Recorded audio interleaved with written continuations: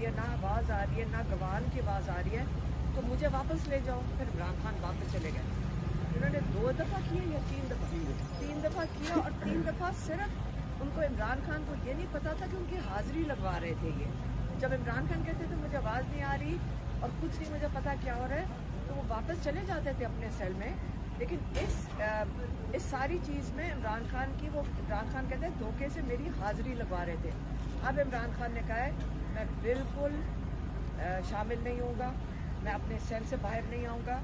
اگر یہ ناجائز ٹرائل ہے میں اپنے لائرز کے موجودگی کے بغیر نہیں آؤں گا۔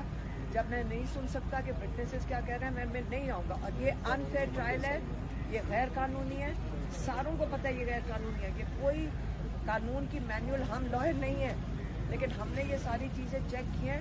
کہتے ہیں اس قسم کی چیز کبھی ہوئی نہیں ہے، اور نئی نئی چیزیں غیر قانونی طریقے سے عمران خان کے لیے ایجاد کریں، یہ انلیگل چیزیں ججز کو بھی نہیں کرنی چاہیے، اور یہ جو پروسیکیوشن ہے اس کو بھی نہیں کرنی چاہیے۔